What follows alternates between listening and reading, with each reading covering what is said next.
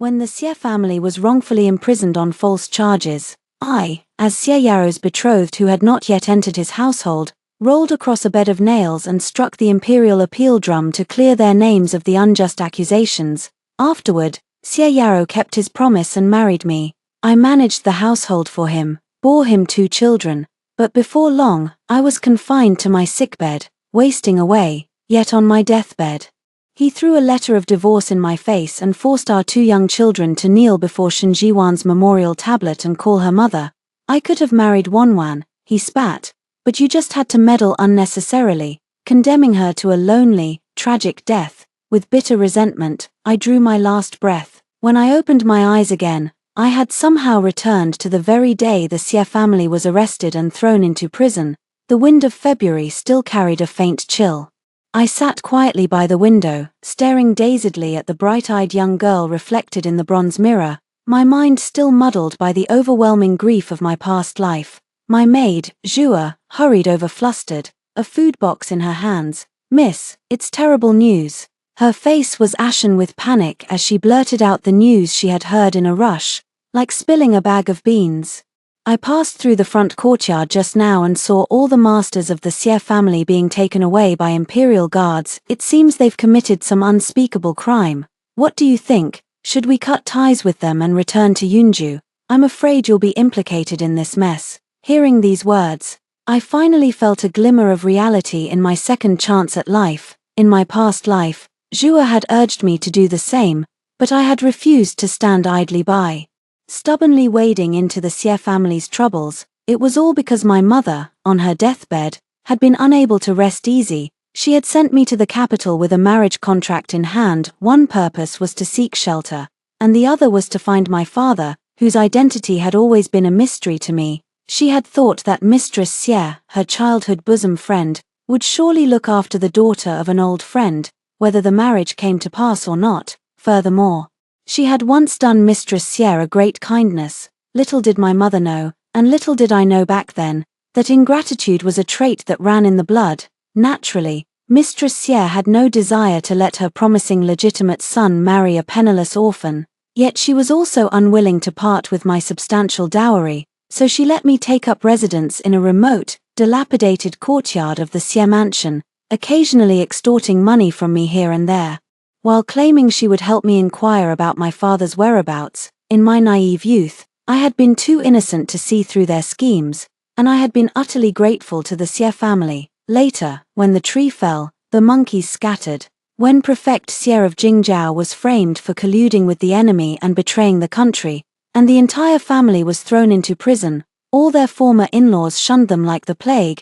It was I who rushed around tirelessly, spending money to bribe officials up and down, sparing them from being tortured. It was also I who had gone through countless hardships to gather evidence, rolling across the bed of nails and striking the imperial appeal drum to clear the Xie family of their false charges. I had only met Xie Yaro twice, separated by a screen each time. I had never felt any deep affection for him, but according to the laws of the time, only relatives of the accused were permitted to strike the imperial appeal drum. I had had no choice but to act in my capacity as Xie Yaro's betrothed, yet he had thought I had resorted to underhanded means just to marry him, and thus he had hated me to the core.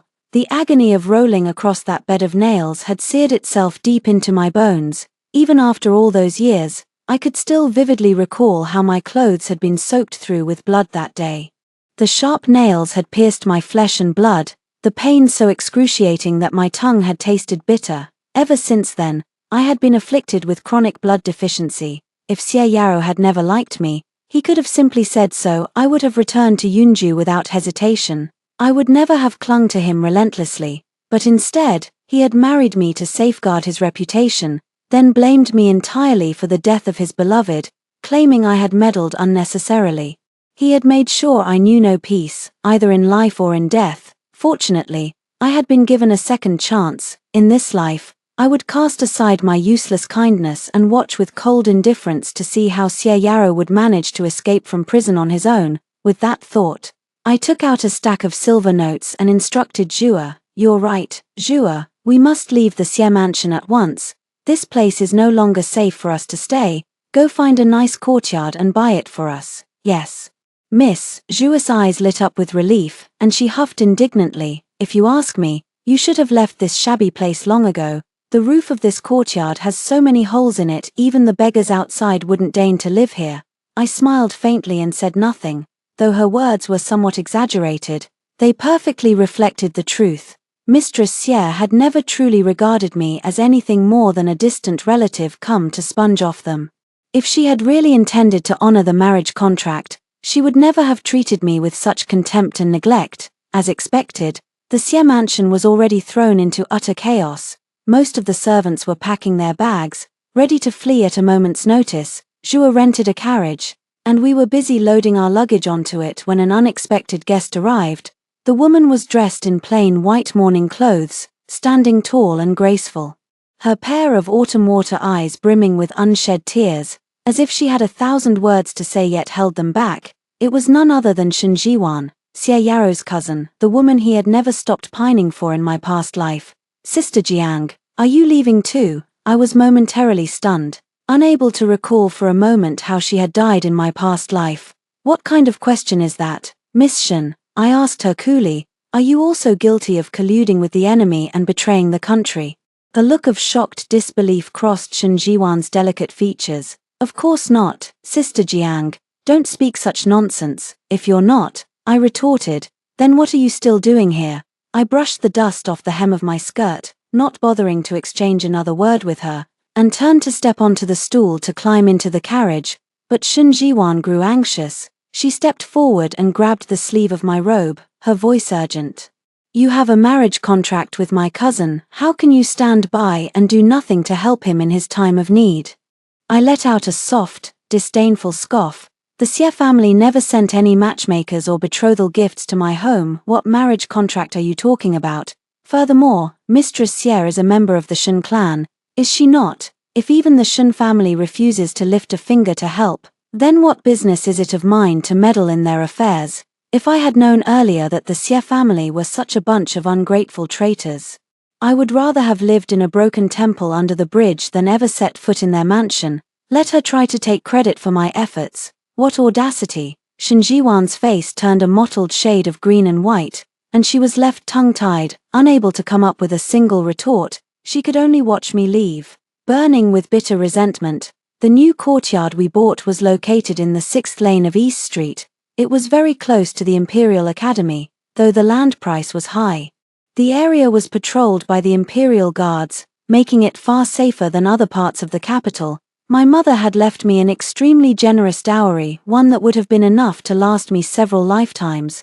Watching Zhua bustling about the new courtyard like a busy little bee, my cold, hard heart softened slightly. In my past life, I had failed myself, and I had failed her too. When I had been gravely ill, Xie Yaro had refused to call a physician to treat me, sneering coldly instead. One died because of you. You do well to hurry up and go down to the underworld to atone for your sins. It was Zhua who had risked her life to sneak out and buy medicine from the clinic, allowing me to cling to life for a little while longer. Yet this kind, loyal girl had ended up being beaten to death by Xie Yaro's men right before my eyes, her body reduced to a bloody pulp. Miss, her cheerful voice pulled me back from my dark thoughts. Zhua pointed excitedly at a portrait hanging in the study. Look, the person in this painting looks just like you. I lifted my eyes, and what I saw left me too stunned to speak. The portrait was framed with bamboo and hung on the wall. The woman in the painting had bright, intelligent eyes and a face that was the spitting image of me now. But how could there be a portrait of me here? Find out who lived in this courtyard before us, I instructed her.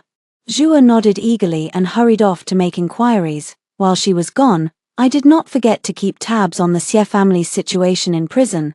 The members of the Xie family had relied on the fact that the eldest Miss Xie was a prince's consort. When they first entered the prison, they had been completely unaware of the gravity of their predicament. Acting arrogant and haughty, the refined prefect Xie had even demanded a mirror to groom himself. But it had not taken long for them to taste the bitter fruits of their misfortune. The daily meals served to them were spoiled and rotten. The water stank to high heaven, and if any of them so much as raised their voices a little too loud, the head jailer would lash them mercilessly with a whip soaked in salt. Be grateful you're getting to eat at all, the jailer would snarl. Do you really think you're still high and mighty nobles? Word had it that Xie Yarrow had taken a lash to the back. And that very night, he had come down with a raging fever, muttering deliriously all night long, "I am the Grand Secretary of the court," and other such nonsense. Everyone else had thought he had lost his mind from the fever, but my heart sank like a stone, because in my past life, before I died, Xie Yarrow really had risen to the position of Grand Secretary, the most powerful minister in the imperial court. It did not take long for Shen Jiwan to come to my door again. She seemed to have sensed my impatience with her, for she cut straight to the chase the moment she stepped inside. "Sister Jiang, I'm here to pass along a message. My aunt says she has some information about your father. She asks that you come to the prison to see her." I had no desire to pay any attention to her, but finding my father had long since become an obsession not just for myself, but also for my mother, who had died with that regret weighing heavily on her heart. After a moment's hesitation, I agreed. "I will go visit Mistress Xie." A faint smile tugged at the corners of Shen Jiwan's lips when she heard my answer. She touched the gold hairpin atop her head, then put on her veil and took her leave, as if a weighty matter had been settled in her heart. How odd, I thought to myself. The clothes she was wearing were old and faded to a pale white. Where had she gotten such a stylish, new gold hairpin? I tapped my fingers lightly on the wooden table, tucking the question away in the back of my mind, then rose to head for the Dali Temple prison. As the saying goes, the devils are hard to deal with. To become the head jailer of Dali Temple prison, a man had to have some skills up his sleeve, but as long as you filled his pockets with silver, he would not trouble you unduly. "You may stay for half an incense stick's time. Young lady, do not break the rules," the head jailer warned me, casting a glance at my empty sleeves. He took me for just another relative come to visit a prisoner. "Aren't you going to bring them some food or clothes? That won't cost you extra." I waved my hand dismissively, my expression filled with righteous indignation. "No need. Traitors like the Xie family who collude with the enemy don't deserve to eat. Our grain would be better saved for the soldiers guarding the border." The head jailer shot me an appreciative glance at my words. In the dim, murky dungeon, I followed closely behind him. Step by step, from far away, I heard that voice, familiar, like it had seeped into my very bones. "Yarrow, are you truly certain that Jiang Ningyue can get us out of this mess?" "Rest assured, mother. As long as she is willing to strike the imperial appeal drum, the Xie family will be safe and sound." "But," Mistress Xie hesitated, her voice trembling with worry, "I've heard that striking the imperial appeal drum requires rolling across a bed of nails. It's a near-death ordeal." Why would she ever agree to that? I halted my footsteps, a sardonic smile tugging at the corners of my lips, so they were not oblivious to my sacrifices after all. It was simply that pain never truly registered until it was their own flesh and blood suffering. Through the thick dungeon walls, Xie Yarrow's voice sounded even colder, more callous than I remembered. "Jiang Ningyue loves me deeply. She will never refuse me. At worst, I'll promise to marry her. That should seal the deal." "Heaven help us," Mistress Xie sighed mournfully. "What a sacrifice for my poor son to make." The head jailer slammed his palm against his thigh, letting out a low whistle of indignation. "Damn, what a scheming bastard. I feel sorry for whichever poor girl has the misfortune of falling for him." I cupped my hands in a faint salute, my voice soft as a mosquito's buzz. "Unfortunately for me, that poor girl is none other than myself." In the faint, flickering light of the torches, the head jailer's eyes nearly popped out of his head. He kicked at a rat scurrying past his feet, then let out an awkward laugh. "Ah, what a bright full moon we have tonight, huh?" Xie Yarrow never expected to see me there. He was leaning weakly against the cold bluestone wall, his pale, gaunt face flushed with a sickly crimson hue. One glance was all it took for me to know this scoundrel had been reborn too. Cough, cough. He froze for a split second, then quickly covered his mouth with his sleeve and called out my name, his voice dripping with feigned tenderness. "Ningyue." I swallowed the sudden urge to retch, nodding slightly in response, my face a mask of indifference. To be fair, all the members of the Xie family were blessed with decent looks, but after days locked up in the dungeon without a proper wash, with fleas crawling through their messy black hair, whatever good looks they had left were long gone. It was far better to leave some things to the imagination. The clinking of iron chains echoed through the damp dungeon. Prefect Xie pressed his face against the prison bars.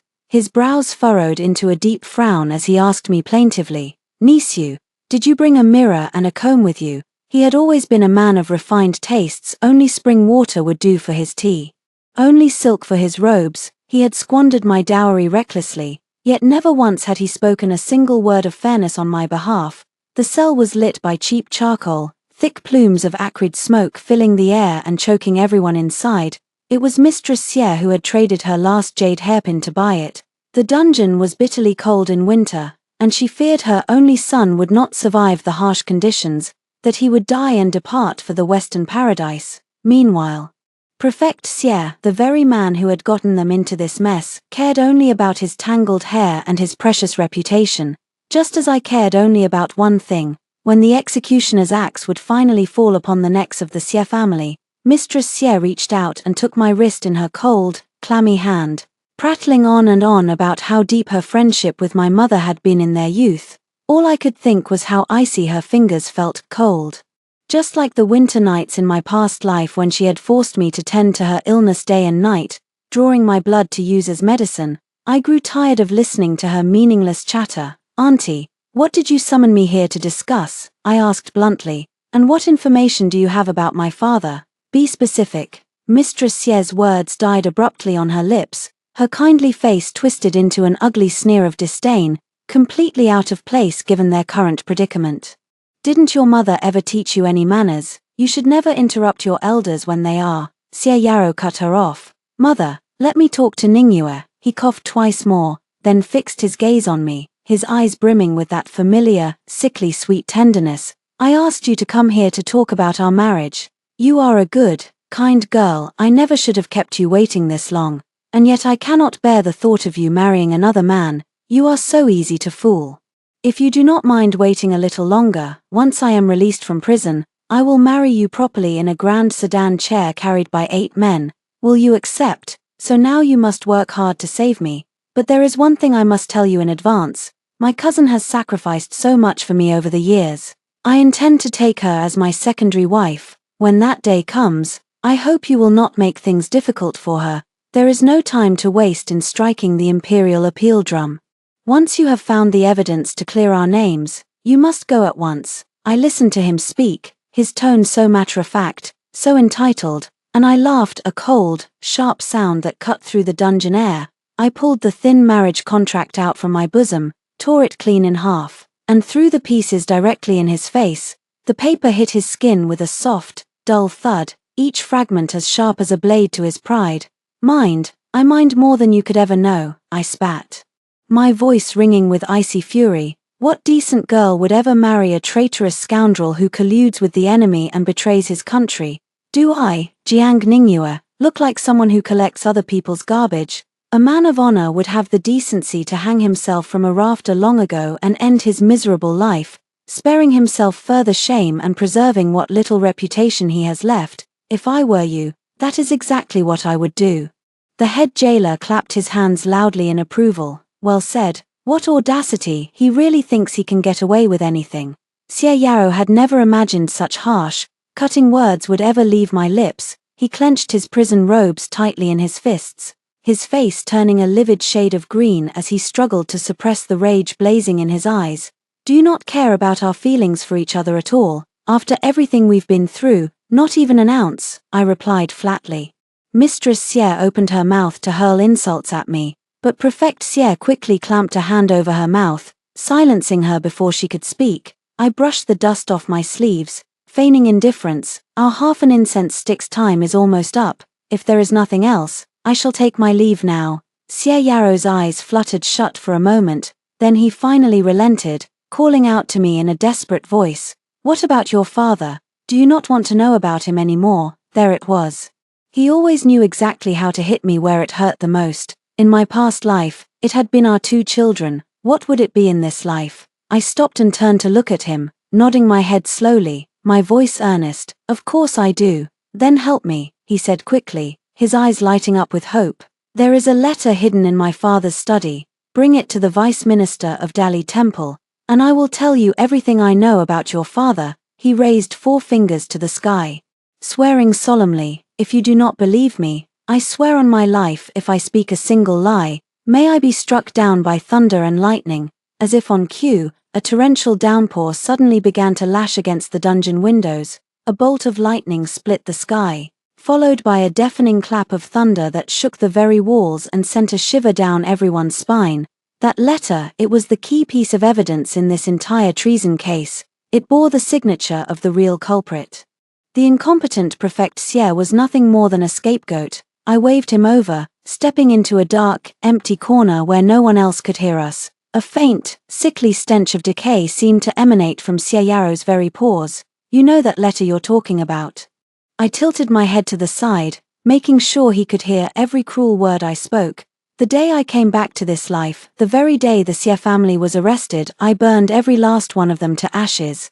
If saving the Xie family meant trading my father's life for theirs, then daughter as I was, I would sooner believe my father was dead than let that happen. With that, I clapped my hands together and called out to the head jailer, "Let's go." Behind me, that once handsome face twisted into a mask of pure horror and disbelief. Xie Yaro's eyes rolled back in his head, and he collapsed to the ground in a heap. Amidst the panicked cries of his family, he stared blankly at the ceiling, his lips moving faintly as he whispered two words over and over again, "It's over." Later, according to my unlikely friend head jailer Liang, Master Xie was not one to give up easily. He tried to feed Shen Jiwan the exact same empty promises, hoping to persuade her to roll across the bed of nails and strike the imperial appeal drum in my stead.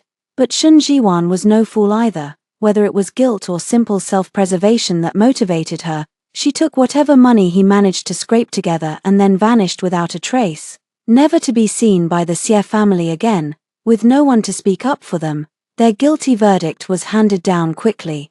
All the male members of the Xie clan's direct line were sentenced to death by beheading in the autumn, while the women were condemned to a life of hard labor in the imperial palace's laundry yards. On the day of their execution, I made a special trip to watch, bringing Zhua along with me. The common people loved a good spectacle. I pushed my way through the crowd, tossing copper coins to the ground as I went. "Make way, please, make way for me," as expected. Everyone immediately scrambled to pick up the money, clearing a path for me in an instant. On the execution ground, the members of the Xie family knelt in a row, black cloth bags pulled over their heads to hide their faces. Were they innocent? Not in the slightest. Most of the Xie clan's young men had long been guilty of extorting money from the common people and abducting innocent women. In my past life, when I had been managing the household accounts, I had discovered tens of thousands of mu of unaccounted-for private farmland. The tenant farmers who toiled day and night on that land were allowed to keep a mere tenth of the grain they harvested. The other 9/10 were seized to feed the gluttonous Xie family's lavish lifestyle. When I had suggested to Mistress Xie that we reduce the rent and treat the farmers more fairly, she had flown into a rage, screaming that I was nothing but a merchant's daughter who knew nothing about running a noble household. Dark clouds gathered overhead, and a light drizzle began to fall. The executioner raised his axe and brought it down in one swift, clean motion. Round heads tumbled to the ground, rolling across the muddy execution platform, rainwater mixed with blood, forming a meandering stream that snaked its way through the crowd like the hatred in my heart, finally pouring out. I made my way to the spot where Xie Yaro was supposed to kneel, staring intently, determined to see his death with my own eyes. But when one of the heads rolled to a stop right at my feet, my heart skipped a beat. It was not him. This was not Xie Yaro. We had been husband and wife for years. I knew every inch of his body like the back of my hand. There should have been a faint blue birthmark at the base of his neck. I pulled my veil down over my face, letting the raindrops patter against my shoulders, my cloth shoes soaked through and sticking uncomfortably to my feet as I walked away, my mind filled with dark, troubling thoughts. "Young lady," a clear, crisp voice suddenly sounded beside my ear. Someone pressed an oil paper umbrella into my hands, their tone gentle and concerned. "You should go home now, before you catch a cold in this rain." I could not see his face clearly, but I noticed a bright red cinnabar mole on his wrist. His fingers long and slender with well-defined knuckles. He ran off into the crowd before I could thank him. A moment later, Zhua emerged from a nearby shop, holding an umbrella over her head as she hurried over to me, stamping her foot in frustration. "Miss, why are you out in the rain again?" "Silly Zhua," I sighed. Opening the umbrella he had given me, "Your mistress has a lot on her mind right now. Rainwater had a way of clearing one's head."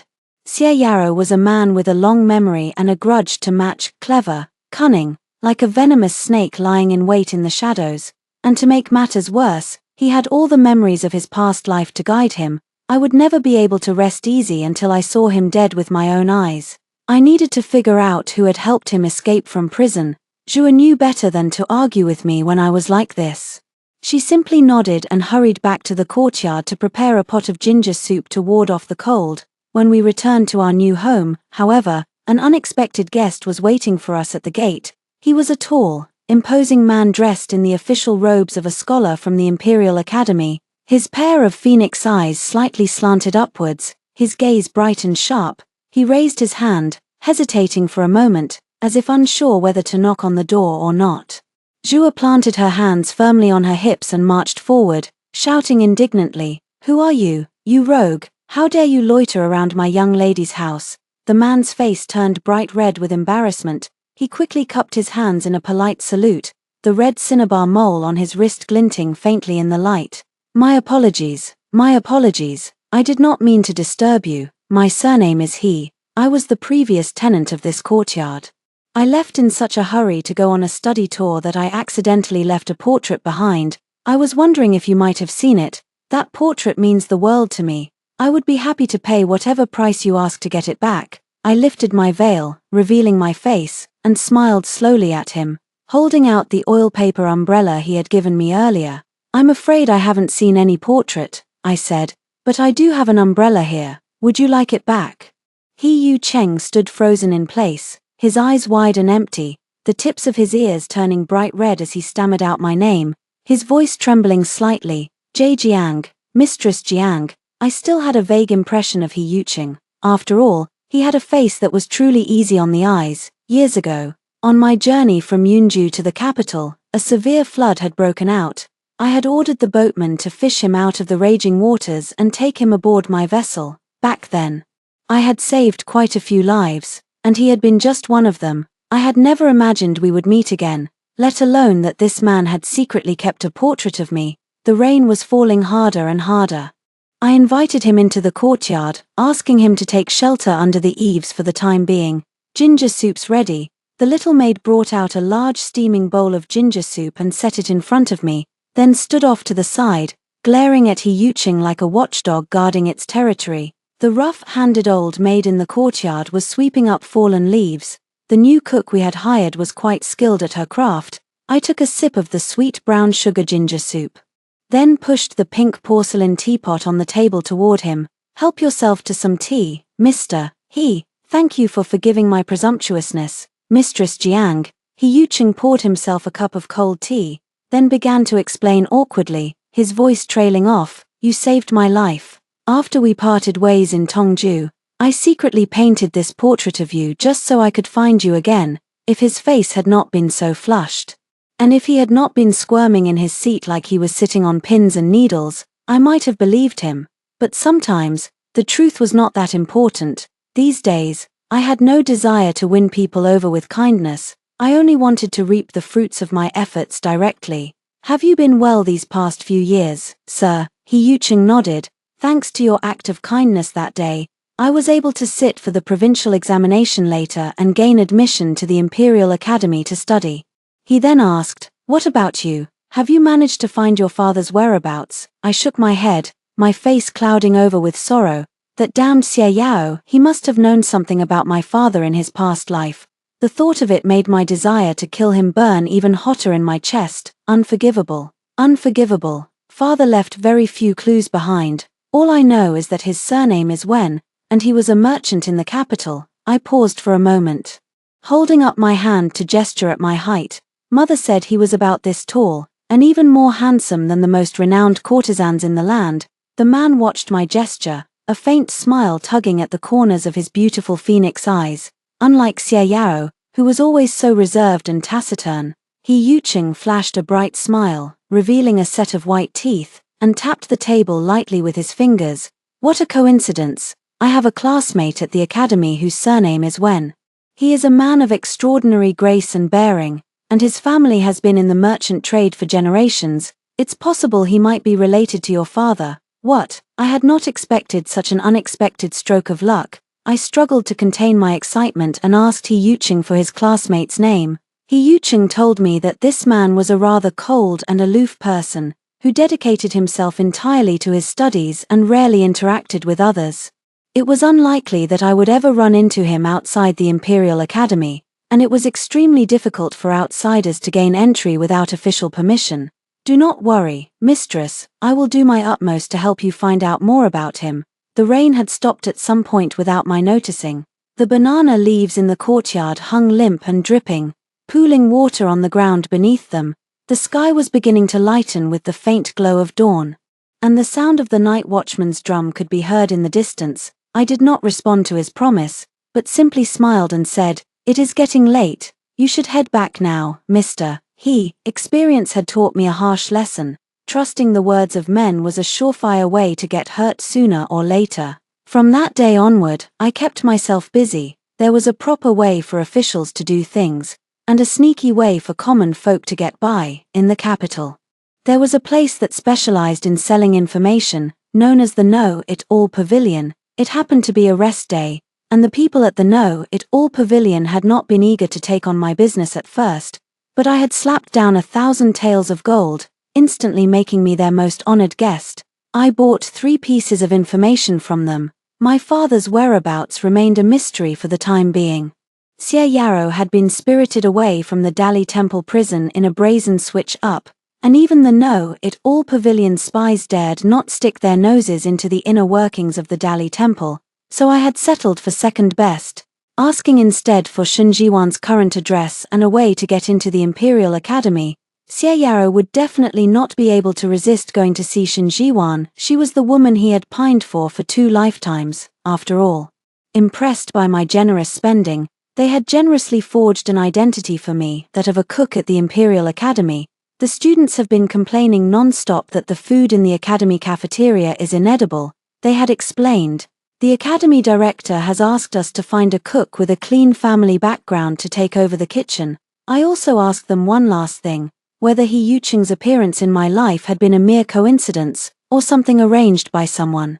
It had been a long time since I had last cooked. In my past life, shortly after my wedding, I had specially hired an imperial chef to come to the mansion and teach me how to cook, hoping to grow closer to my new husband through this shared activity.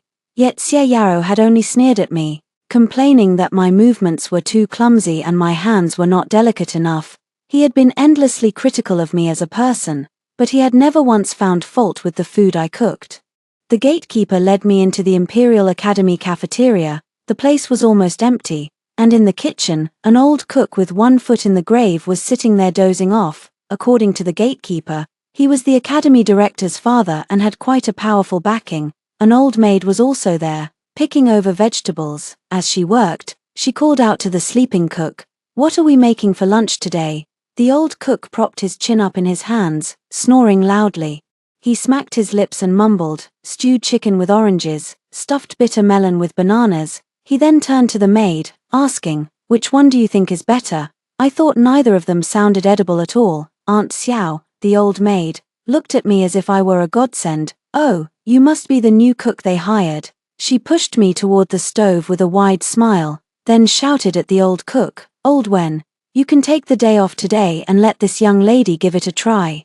The old cook had no objections. His eyes, which were clouded with the weight of years, flickered slightly when he looked at my face, as if he were seeing someone from the past through me. "All right then, I'll be here to test your dishes and give you pointers." I rolled up my sleeves and got to work, chopping and frying the ingredients with skillful, efficient movements. Soon, a rich, mouth-watering aroma began to waft out of the kitchen. The students poured into the cafeteria one after another, their faces filled with surprise and delight. He Yucheng was among them, staring at me in stunned silence. I pressed my index finger to my lips, signaling him to keep quiet, then ladled a huge spoonful of food onto his plate. "Shesh, this is my way of buying your silence." "Thank you," He Yucheng replied. He was tall, and he leaned down closer to me, speaking in a soft, cautious voice. The student standing third in line behind me, the one wearing the purple academy uniform, she is the person you are looking for, a female student. I finally noticed that amidst the sea of students dressed in the standard cyan uniforms, there was a small group of students wearing eye-catching purple robes. They had their long black hair tied up high on their heads, holding books and reciting passages aloud, radiating vitality and energy. They were completely different from the sheltered, meek women I had met in the inner courtyards of noble families. Aunt Xiao noticed my gaze and kindly explained, thanks to the enlightenment of Empress Tianxing, talented young ladies are now allowed to attend the academy and sit for the imperial examinations to become officials. Although they would not be appointed to high-ranking positions in important government departments, it was still a path to a better future for them. I was quite astonished. I had lived 2 lifetimes and had never heard of such a thing before. He Yucheng had not lied to me. His classmate Miss Wen was indeed a woman of remarkable poise and elegance. Her features were as delicate as a painting, and she carried herself with an air of cool detachment. Even the eldest Miss Xie, whose beauty had earned her the position of a prince's consort, paled in comparison to her, and, as expected, she also seemed difficult to approach. I watched as she walked up to the food counter, pressing her lips together in a soft, hesitant voice. Mistress, could I please have an extra scoop of rice? Thanks to my excellent cooking skills, I quickly won over the stomachs of the many students in the academy, and with that, I also gained their friendship and trust. The character Heng in her name meant fine jade. To those who knew her well, Wen Heng was actually a very talkative girl. She could talk endlessly about astronomy and philosophy, which made for a striking contrast with her quiet, aloof exterior. Ningyue, I'm so glad you came. My grandfather has poor eyesight and often mistakes sugar for salt when he cooks. His food is so terrible that only someone with an iron stomach could stomach it. When she heard that I was looking for my biological father, she told me regretfully that in the previous generation of the Wen family, her father, the academy director, had been the only son. She had been born when her parents were already quite old. In fact, Director Wen was already quite advanced in years, and his age did not match up with my father's. But I felt an instant connection to you the moment I saw you, she added. My aunt is the one who manages the family's business affairs. Could it be that? I cut her off before her imagination could run wild, then excused myself, feeling disappointed. But it was not a total loss. I had not found my father, but I had gained a close friend instead. When the next rest day came around, I gathered a group of burly bodyguards and marched over to Shen Jiwan's residence in a formidable show of force. The Shen family was not a prominent one. In Tongju, they were a family of scholars and farmers that had long since fallen on hard times. Otherwise, they would never have sent Shen Jiwan to live in the Xie mansion, hoping she could marry well and climb the social ladder. Shen Jiwan had initially set her sights on her cousin Xie Yao, but as soon as the Xie family got into trouble, she had taken all the money she could get her hands on and cut off all ties with them without a second thought. When I found her, she was being chased by a group of men dressed in black. She was huddled inside a large wine vat, trembling like a leaf, her face as white as a sheet from fear, perhaps not wanting to stir up any more trouble. The black-clad assassins immediately chose to retreat when they saw our large group approaching. The young woman in the vat had her long hair soaked through, her body reeking of wine, and her clothes clinging to her skin, half transparent. I wrinkled my nose in disgust and tossed her an outer robe. Put this on first. Get out here and talk. The night air was cold. Shen Jiwan did not stand on ceremony with me. She pulled the robe on over her wet clothes, then tilted her head back and took a deep, ragged breath. I know why you're here, she said, looking up at me. You're looking for my cousin, aren't you, Sister Jiang? I had no desire to waste time playing guessing games with her. I pulled out my knife and pressed the blade against her delicate neck, my voice cold as ice. Tell me where he is. Under the moonlight, Shen Jiwan gave me a knowing smile. You'll never guess. The once high and mighty young master of a noble family is now groveling and begging for the second princess's favor. I was so shocked that my hand trembled slightly. Did she mean what I thought she meant? Had Xie Yao really stooped that low? The woman let out a cold snort. He's already reduced himself to being the princess's gigolo, and yet he still expects me to be his secret lover on the side. I have my own ambitions, you know. Being the princess's mistress is far better than being his. I've heard that Her Royal Highness has quite an appetite and is not at all picky about her lovers. No wonder he had managed to survive even after being condemned to death. He had saved his own skin by selling his body. Did the third prince's consort really not lift a finger to help Xie Yaro? From what I remembered, Xie Miao had always doted on her younger brother. You don't know. Shen Jiwan paused for a moment, then continued, a note of schadenfreude in her voice. When the emperor heard about Xie Yaro's scandalous behavior, he was absolutely furious. He issued a special decree ordering Xie Miao to divorce the third prince and enter a Taoist nunnery to spend the rest of her days in seclusion and penance. Before she left, she arranged for the second princess to meet my cousin. In a daze, I seemed to see a butterfly perched on the top of the peach tree in the courtyard, its wings fluttering gently in the breeze, symbolizing the unpredictable twists and turns of the future. In the memories of my past life, Xie Miao had relied on the support of her powerful family to rise to the position of empress of the entire nation in great splendor. Now, she was not even a prince's consort anymore. And then, another important event from my past life suddenly popped into my mind. It was something I had overheard people talking about with great regret at a banquet I once attended. If only Crown Prince Chen had not died in that tragic accident all those years ago, the court would surely be in a much better state today. We would not have had to cede so many cities to our enemies. The current emperor had many sons, but he had always favored his eldest son, the legitimate heir left behind by Empress Qiansheng, and had long ago chosen him as his successor.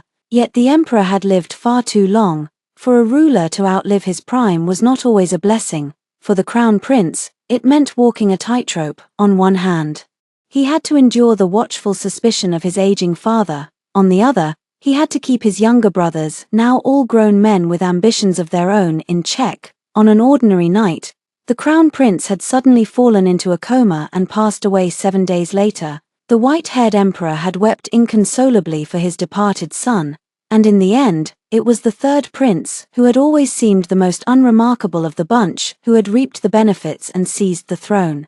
Thinking carefully, the timing of the crown prince's illness seemed to coincide with these very days. I cannot let the third prince ascend the throne. If he did, Xie Yaro, his future brother-in-law, would use this connection to claw his way back to power.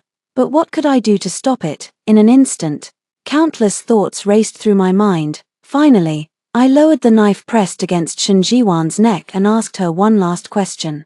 The Xie family's crime of colluding with the enemy and betraying the country, it had something to do with you, didn't it? Not only that, you were once a spy working for the third prince. Shen Jiwan, who had been so composed and in control just a moment ago, paled dramatically. She pulled the golden hairpin from her head and lunged at me, intent on stabbing me, but my bodyguards were quick to react, restraining her before she could get anywhere near me. I stared into her eyes, filled with rage and hatred, and smiled slowly. There's no need to be so impulsive. I have no intention of reporting you to the authorities, at least not for now. What do you want me to do? She asked, her head hanging low, her voice laced with defeat. I answered her firmly, without hesitation, kill Xie Yao. Winter arrived late, and the days slipped by like white rabbits darting through the snow. Before I knew it, large snowflakes were drifting down from the sky. I had just dropped a batch of dumplings into the boiling pot when I saw Aunt Xiao rushing into the kitchen in a panic. Aining, she grabbed my hand and tried to pull me outside. Stop what you're doing. A very important person has come to see you. She asked for you by name. I don't like the look of her. Child, you'd better go home and hide for a while. The old cook was not at the academy today. My heart sank as a terrible suspicion dawned on me.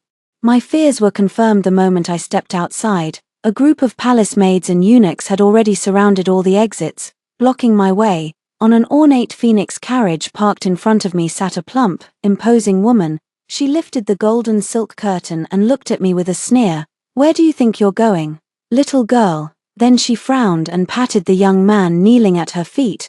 Be gentler with your hands.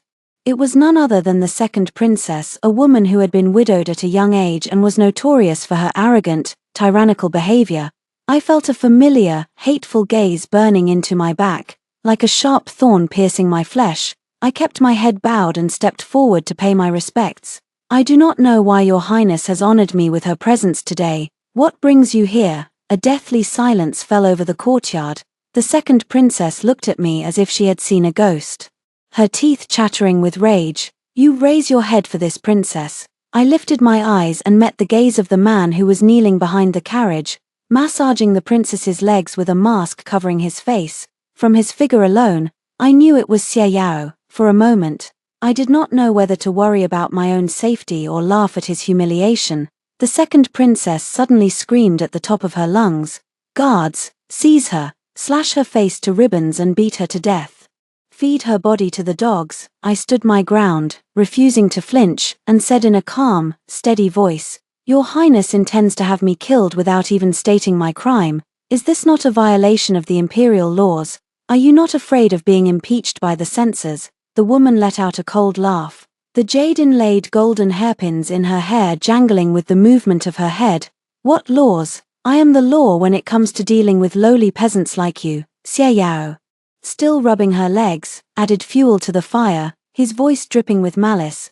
"This woman is rude and disrespectful to your Highness. Punishing her for such a crime would result in nothing more than a deduction of her salary for a year or two at most." Emboldened by his words, the second princess shrieked even louder, "You useless fools, what are you waiting for? Do as I say." At her command, the palace guards raised their wooden clubs and charged at me, ready to strike. Just as they were about to reach me, a sharp voice rang out from the distance, "Stop!" Aunt Xiao, who had rushed off to fetch help, was following closely behind Wen Heng, sandwiched between a crowd of angry students. Wen Heng was dressed in her purple academy uniform, her long black hair tied up high in a neat bun, her delicate features set in a cold, stern expression. She did not mince her words. "Please return to the palace, Your Highness. The Imperial Academy is a sacred place of learning. Outsiders are not permitted to run amok here." The second princess was so enraged that she kicked Xie Yao hard in the chest, sending the wine cups inside the carriage crashing to the floor with a loud clatter. "You insolent wench from the Wen family, how dare you speak to me in such a tone? If your father, the academy director, were here, I might show the Wen family some respect. But you are nothing but a..." Wen Heng cut her off, her gaze never wavering. "My words are my father's words." He Yuqing stepped forward to shield me with his body, his jaw clenched tightly, his face flushed with anger. "Even the Son of Heaven is not above the law. We are all scholars who have passed the imperial examinations and earned official titles. If your Highness insists on killing an innocent weak woman, then I will spill my own blood on the steps of the imperial palace and demand justice from His Majesty the Emperor." "That's right. We will never stand by and watch this injustice happen." The other students shouted in unison, their voices echoing through the courtyard, their anger burning hotter than the snow on their shoulders. The sea of blue and purple academy uniforms formed a magnificent, unyielding wall between me and the princess's guards. They might have had different political views and belonged to different academic schools. But they all had one thing in common: they had all eaten the food I cooked. Ice crystals formed on my eyelashes, and my eyes grew wet. I could not tell if it was from the melting ice or from the tears welling up in my eyes. Meanwhile, Xie Yao watched all of this unfold, his eyes filled with bitter resentment. "Your Highness, do not listen to the empty words of these pedantic scholars."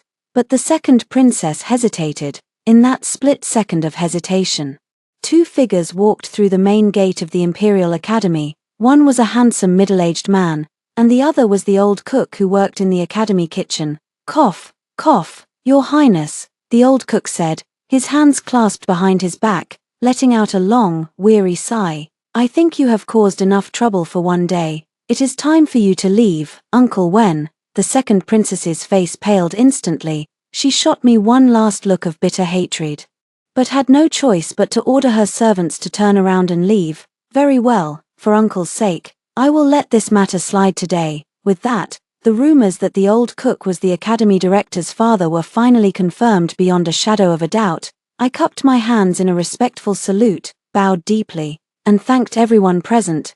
"Thank you all for coming to my aid today. I am forever in your debt." "All right, everyone," the academy director said, his voice warm and kind. He waved at the students, not reprimanding any of them for their boldness. "You should all go back to your studies now." Yuqing looked at me with worry in his eyes and did not move. Wen Heng stayed behind as well, once the crowd had dispersed, she turned to her father and asked in a low voice, "Father, has the Crown Prince woken up yet?" The Academy director did not answer. He only shook his head slowly, his face clouded over with sorrow. A cool breeze blew past, carrying with it a faint, familiar floral scent, a scent that I knew all too well, a scent that had seeped into my bones and haunted my dreams for years.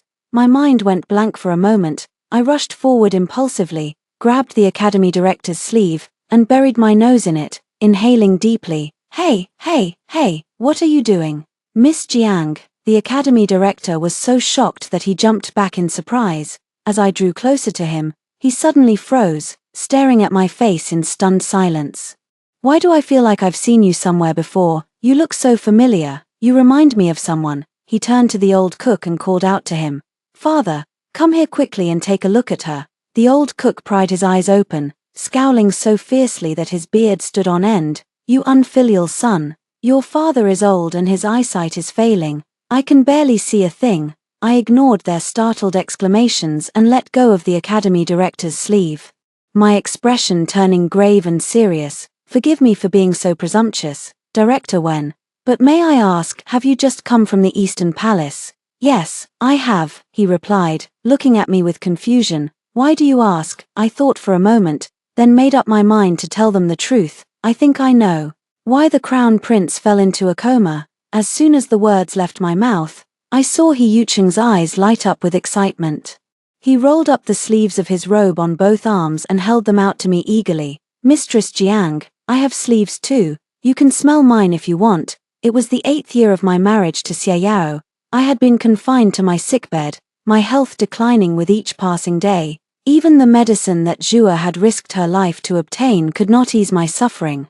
Back then, I could only lean against the headboard of my bed, staring through the lattice window at that potted Phalaenopsis orchid, as if catching a glimpse of the world outside. I had thought that my illness was caused by years of overworking myself to manage the household, or perhaps by the chronic blood deficiency I had developed after rolling across that bed of nails. It was not until my deathbed that Xie Yao had thrown the letter of divorce in my face and generously revealed the truth to me. "You tore me and Wanwan apart in this life. Even in death, you will never be allowed to enter the Xie family ancestral tomb. Do you know that there is a rare poison in this world that can kill a person without them even realizing it? The seemingly harmless Phalaenopsis orchid, when its fragrance mixes with the smoke from burning candles, it turns into a deadly poison. The scent of the orchid alone was not poisonous.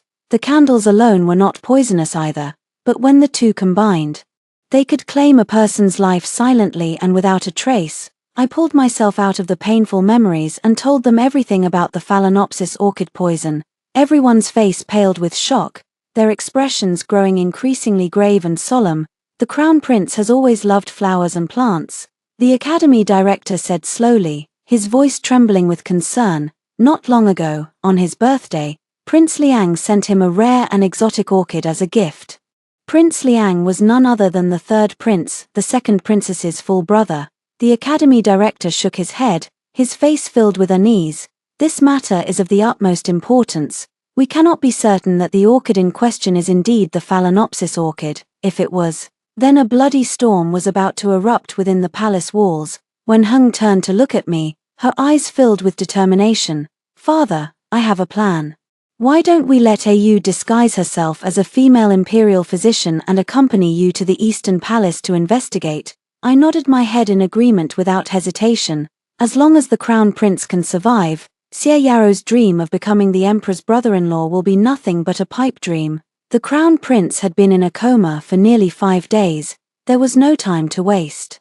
I handed over the task of finishing the dumplings to someone else and boarded the carriage with Director Wen. The old cook was in high spirits. He tossed a few orange peels into the soup and chuckled. "It's been ages since I've cooked a proper meal. My old hands are getting rusty." He patted the spatula hanging at his waist, making a loud clanging sound. I thought silently, feeling sorry for the students of the Imperial Academy that day, on the carriage.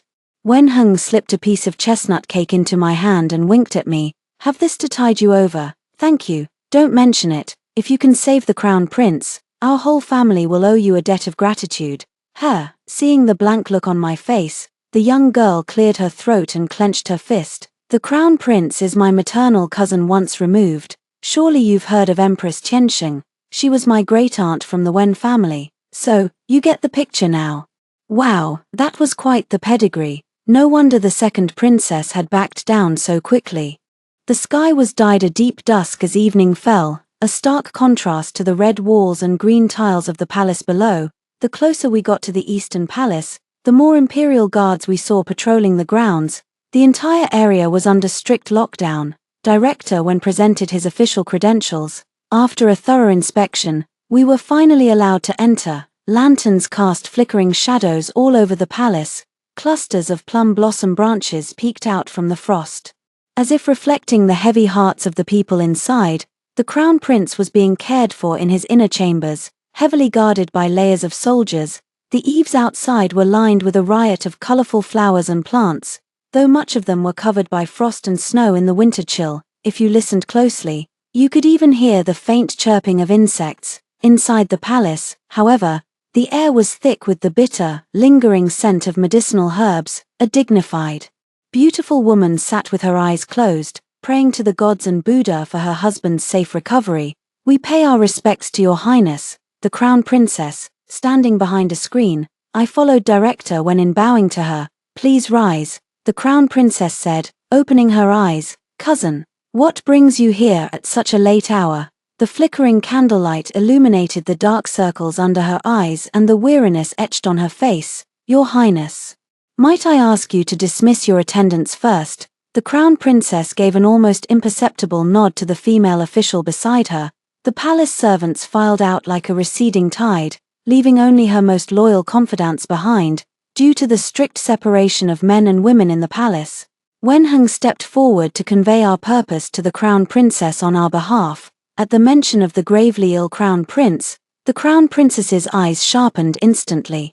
She turned to look at me, studying me carefully for a long moment, then nodded firmly. "I will grant you full permission to search every inch of these chambers, even if it means turning the place upside down." I breathed a sigh of relief. I had already observed my surroundings carefully upon entering. The fragrance of the Phalaenopsis orchid did not travel far to poison the crown prince so precisely. The plant could not have been placed too far away from his bed. Yet after searching the entire inner chamber with the servants, we found no trace of the Phalaenopsis orchid anywhere. Had I been wrong all along? But then what about that familiar scent I had smelled on Director Wen's sleeves?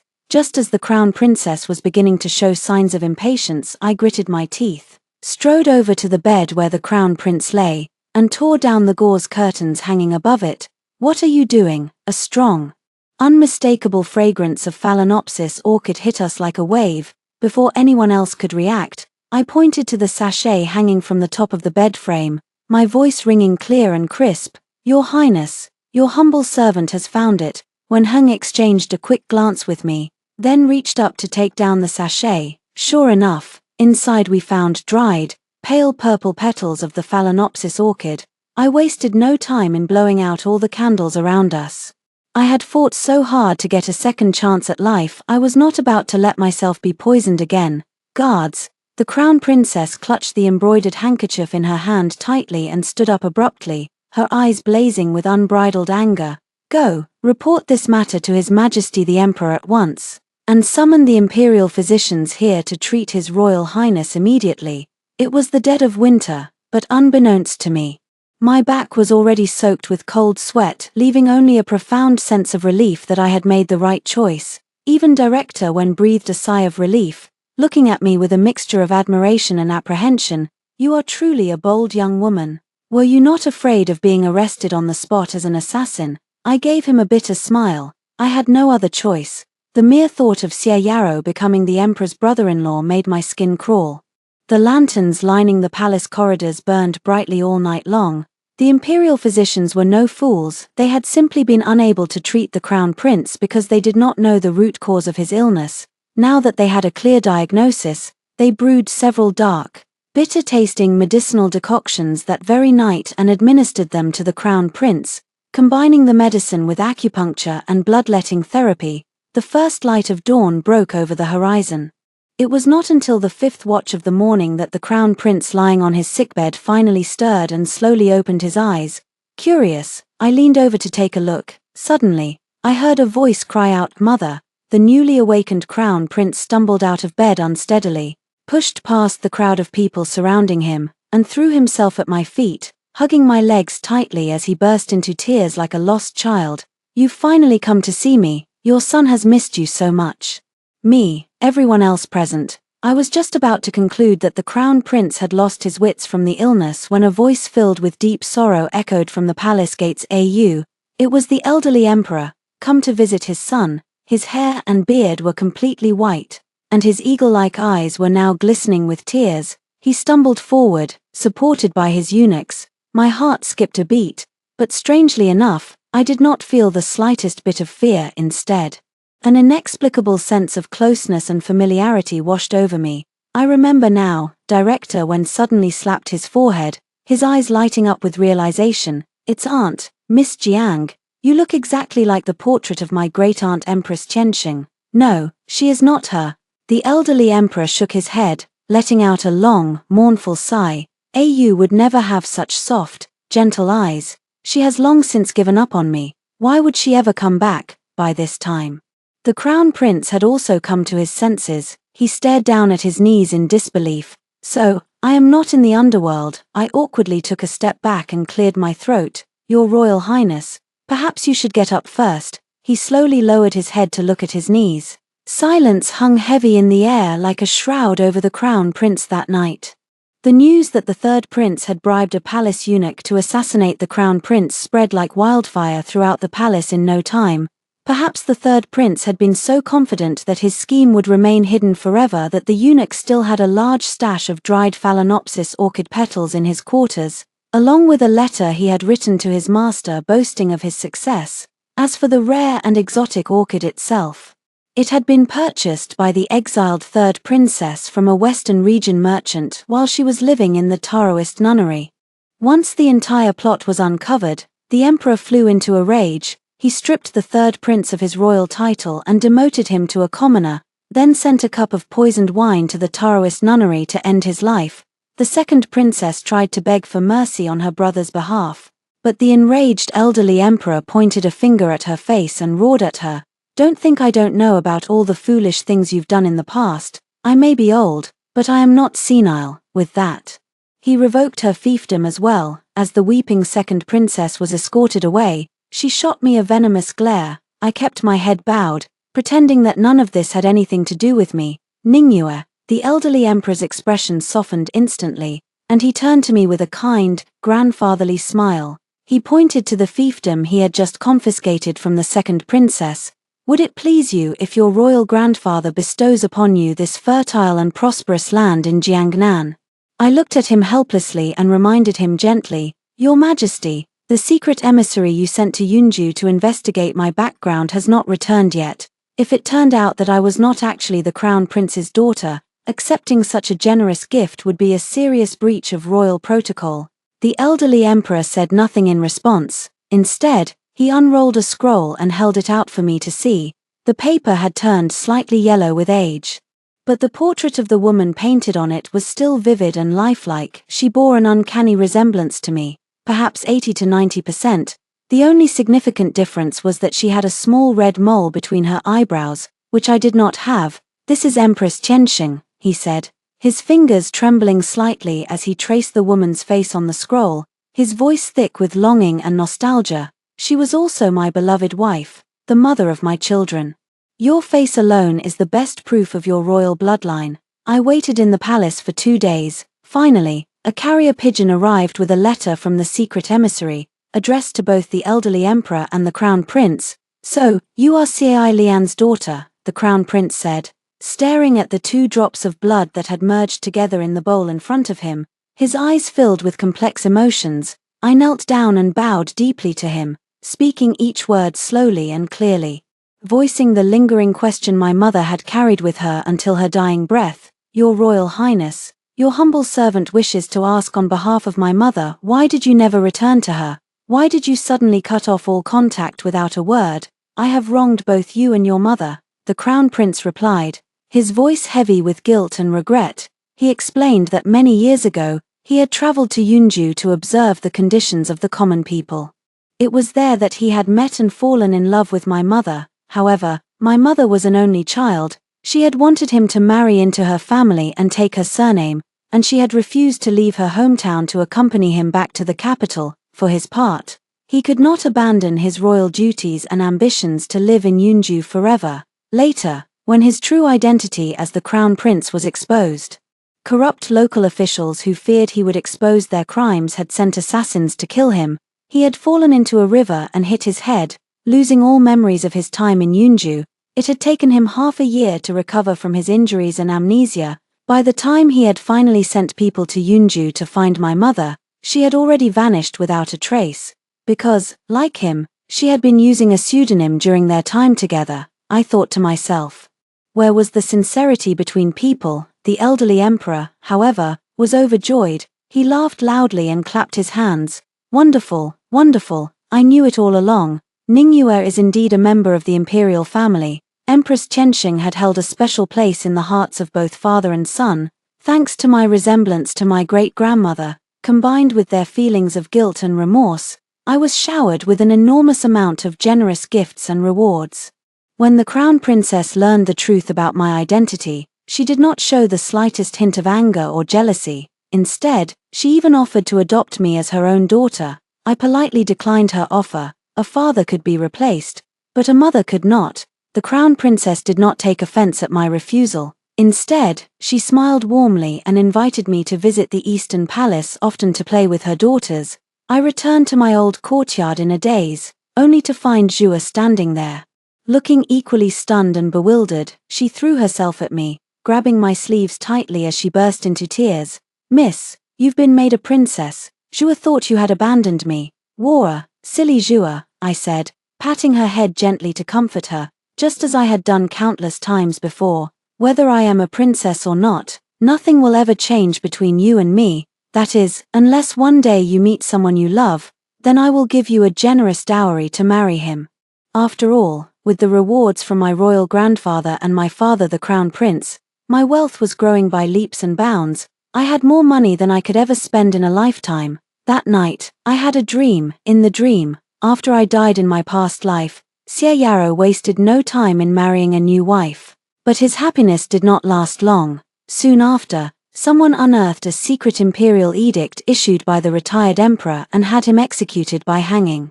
An official from Tongju had traveled all the way to the capital to collect my remains and give me a proper burial. Only then did I realize that in my past life, my royal grandfather had also recognized my resemblance to Empress Qianxing and thus spared the Xie family from destruction.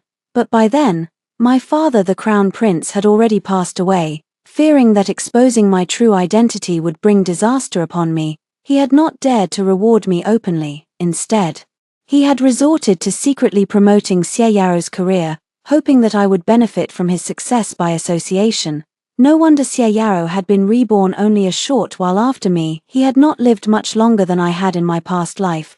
To celebrate my newfound royal status, my royal grandfather ordered a grand banquet to be held in my honor. When the elderly ministers present at the banquet saw me, they were all struck dumb with shock. The second princess sat at the bottom of the hall, drinking heavily. From behind her screen, we could hear her yelling at and beating her male concubines from time to time. As I walked past her, I happened to see Xie Yarou kneeling on the floor, wiping her shoes with a look of humiliation and resentment etched on his face. "Aunt, you seem to be enjoying yourself. What are you doing here?" The second princess stared at me with a dark, venomous scowl, slamming her wine cup down on the table so hard that it nearly shattered. "Jiang Ningyue, how dare you sneak into the imperial banquet, unaware of my new identity?" Xie Yarou looked up at me, his eyes filled with hatred as he gritted his teeth and spat out the words, "You lowly, shameless woman. How dare you trespass into the palace? Your Highness,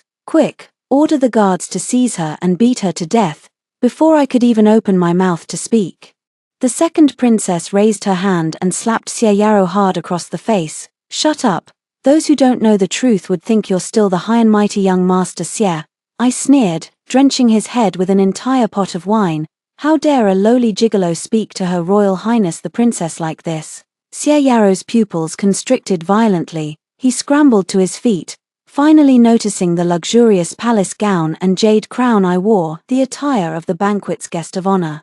How is this possible? He stared at me in utter disbelief, his face ashen with shock. For Yaro, nothing could be more humiliating than this. He had endured endless shame as the second princess's gigolo, clinging to the delusion that he would one day rise again. Yet here I was, once discarded by the Xie family, flourishing as a member of the imperial clan.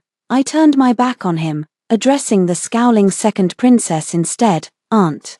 Your niece wishes to ask a favor of you. I want one of your gigolos. She opened her mouth to refuse without hesitation. Over my dead body. In that case, I'll have no choice but to tell royal grandfather about how you tried to have me killed at the Imperial Academy. I wonder, do you still have any fiefdoms left for him to confiscate? The second princess, her round face twisted with rage, she slammed her sleeve down hard, grinding her teeth as she spat out her words.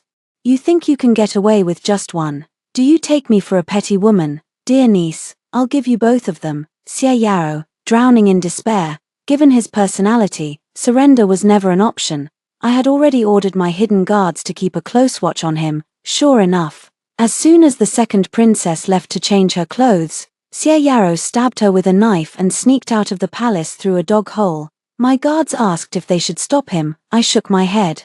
Letting him die so easily would never quench the hatred burning in my heart. In the dead of night, Yaro ran for his life, but with nowhere to go, he had no choice but to seek refuge with Shen Jiwan, following my orders, had been waiting for him. Wanwan, come with me. He looked utterly wretched, grabbing her wrist in a desperate grip. I swear I'll marry you. You'll be my only love for the rest of my life. Shen Jiwan pried his fingers off her wrist one by one. Then, catching him off guard, she drove the dagger hidden in her sleeve straight into his heart. I'm sorry, cousin, she said coldly, but I'm a spy sent by the enemy state. I destroyed your entire family. How could I ever marry you? Sister Jiang made it clear, only when you're dead can I live, so, die first. The lanterns under the eaves swayed in the wind. Yaro stared at her in disbelief, blood frothing at his lips as he gasped out his final words, staining the snow on the ground red. So I was wrong all along. Yu Niang, at that moment, he seemed to recall the snowy day in his past life when I had died just as miserably. Outside the door, I watched everything unfold, my heart filled with nothing but the calm of a grudge finally settled. I could not be magnanimous. I could not let bygones be bygones. Those who betrayed me, those who wronged me, they deserved to burn in the deepest hell. Epilogue. When royal grandfather was still alive, I was his most beloved granddaughter, the princess. When father, the former crown prince, ascended the throne, I became the most favored imperial princess of the realm. Even after some of the Imperial Academy students entered the court as officials, they secretly plotted to crown me as the first empress regnant of the nation. But I had long since embraced a life of leisure and indifference. Ridiculous. I had been reborn, not given a new brain. The former crown princess, now the empress, had 2 daughters with sharper wits and greater political acumen than anyone I had ever known. Fighting against them would only get me killed before I could enjoy my second chance at life. So why bother? I threw in the towel. After all, no matter who ascended the throne, would they not have to address me as their elder sister? As long as I had this face, the face of my great-grandmother, Empress Tiansheng, I would be the lucky charm of the imperial palace. As for Shen Jiwan, I did not kill her. Instead, I sent her to the imperial laundry yards to join the other Xie family women. I could only imagine the look on Mistress Xie's face when she saw her niece, the woman who had killed her son. I never remarried. Only Governor He of Tongju, formerly He Yuqing, persisted in courting me, offering to be my consort. In the 10th year of the Yuanjing reign, I gave birth to a pair of twins, a boy and a girl. He Yuqing came rushing to my side in a panic, his official hat askew. He grabbed my hand the moment he entered the room, his voice trembling with worry. Ningyue, are you all right? Does anything hurt? I smiled at him, my eyes sparkling with excitement as I asked, has Eheng become the Grand Chancellor yet? The man nodded helplessly, a faint pout on his lips. Why do you only ask about her and never about me? Did I even need to ask? I narrowed my eyes, a playful smile tugging at my lips. If you're willing, you can marry into the imperial family. Clusters of hydrangea flowers hung over the window, blooming beautifully in the spring breeze. The red sun climbed high in the sky before slowly setting in the west, just like my new life, brilliant and full of color. That is the end of today's story. If you enjoyed this video, please like and subscribe.